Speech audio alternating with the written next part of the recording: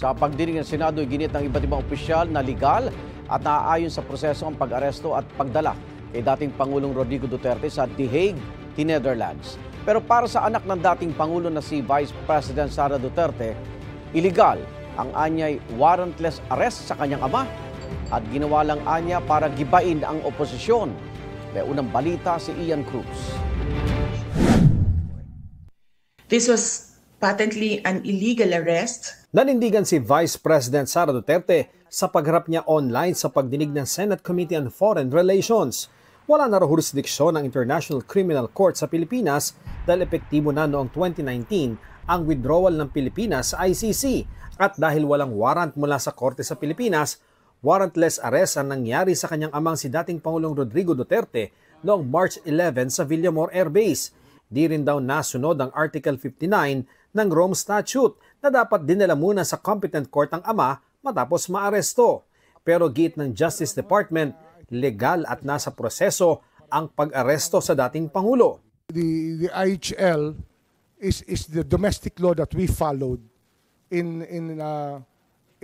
recognizing the warrant of arrest issued against Rodrigo Roa Duterte. Which domestic law and process did Republic Act 9851, Your Honor. as mentioned previously? Yes, as mentioned previously, and within the provisions allows us two options, either extradition or surrender. We chose the executive mode, which is surrender. Ang chairperson ng komite at kapatid ng Pangulo na si Senadora Amy Marcos nagpakita ng video ukol sa naganap na pag-aresto. Isinuko natin si Rodrigo Roa Duterte sa dayuhan na para bang wala siyang sariling bayan, na para bang hindi na natin kayang humusga sa sarili nating tahanan. Pinakita rin ng Senadora ang mga pahayag ni Pangulong Bongbong Marcos na nagsasabing di tutulong ang Pilipinas sa ICC. Why is the SOJ now saying that we are nevertheless somehow, in some miraculous way, under the rubric of the international humanitarian law, still under its jurisdiction? Your Honor, it is not the Philippines that is under the jurisdiction. It is the individuals who are charged by the ICC, which is under the jurisdiction. There is a distinction, ma'am. Our views evolved during times, at times, and I don't So you know do admit if he that still you- has the same view up to today, because we are talking about a clip which was done 1.5 years ago. Our minds can change, ma'am.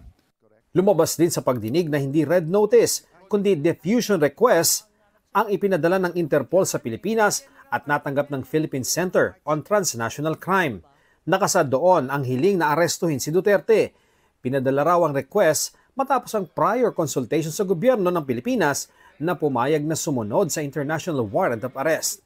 Base raw ito sa warrant of arrest mula sa ICC. Ang diffusion po ay sa Article 97 ng Rules on Processing of Data is a standardized request Tama. to arrest, detain, or restrict movement Right. of accused. Ito.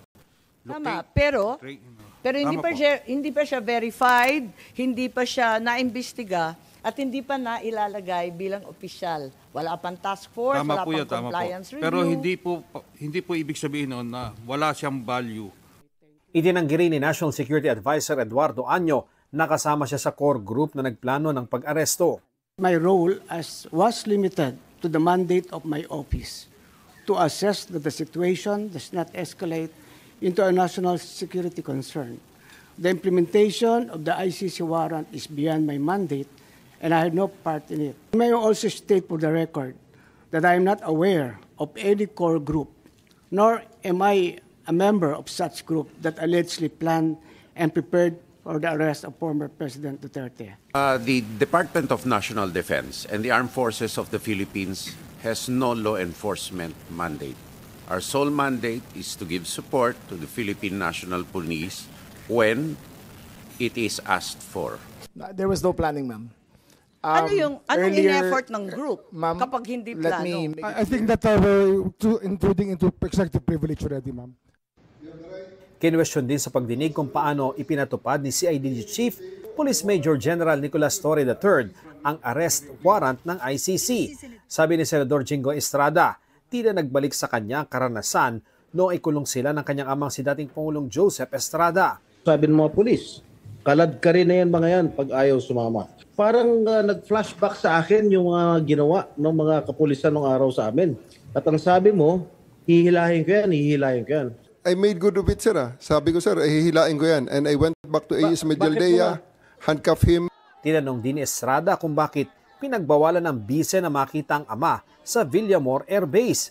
Ang sabi ni PRRD, papasukin niyo yung anak ko. Abogada siya. Nung kami po ay nakakulong, ang immediate members of the family, 24 hours pwede bumisita sa amin. I have told the President that they can visit him at his detention facility because at this time the order of the day is to load him into a plane. So that's what we endeavored to do, and that's what happens, sir. Git ng Vice Presidente, politika ang motibo sa pag-aresto sa kanyang ama. Ginawa nila yon just to demolish political opponents. This is all about politics. The administration is using government resources, the ICC, to demolish the opposition. Sabi naman ni Senador Bongo na kilalang malapit sa dating Pangulo. Bagamat nirespeto natin ang pagdinig na ito, sinasabi ko rin po ang aking mga hinanakit na parang too late na po. Walang problema sa akin mag-hearing kahit araw-araw po. Pero ang tanong, may babalik niyo pa ba si Tatay Digong? Ang Malacanang nanindigang naayon sa batas ang pag-aresto at pag-turnover sa dating Pangulo sa ICC, alinsunod yan sa Republic Act 9851 o ang Philippine Act on Crimes Against International Humanitarian Law, Genocide and Other Crimes Against Humanity. Nandun po na sinasabi na maaari nating isuko. O ulitin po natin to Doon sa Section 17, sinasabi po na to extradite or to surrender to the International Court. Kahit po si Justice Carpio ay ipiniliwanag po ito na maaari po nating isurrender ang sinuman sa International Court. Sinagot din ng Malacanang hirit ni Senadora Marcos na kinukwestiyon ang pagsuko umano ng gobyerno sa isang kapwa Pilipino sa mga dayuhan. Since when did the Philippines become a province of The Hague? Hindi po natin ninais na maging probinsya ng kahit anuman dahil po tayo ay isang independent country. Hindi po natin ninais na maging probinsya din po ng Fujian, China. Never natin inisip yan na maging probinsya tayo ng anumang bansa. Nagpapatupad lamang po tayo ng batas. Kaugnay ng video na pinalabas sa Senate hearing. Yung video na may mga sound effects pa na para talagang maladrama ang dating. Yung gumawa po sana ng video ay hindi po na-cut or na-splice. Napakita rin po sana kung paano naharas ang kapulisan habang isinasagawa po ang pag-aaresto. Hindi naman daw minamasama ng palasyo ang mga pahayag ng presidential sister. Pero sana raw ay balansehin naman ito. Hindi halos makapagsalita, yung ating mga opisyal at natatabunan ng mga kwento ni Senator Amy. Sana maging balanse lang po sana. Ito ang unang balita. Ian Cruz para sa GMA Integrated News. Igan, mauna ka sa mga balita, mag-subscribe na sa GMA Integrated News sa YouTube para sa iba't ibang ulat sa ating bansa.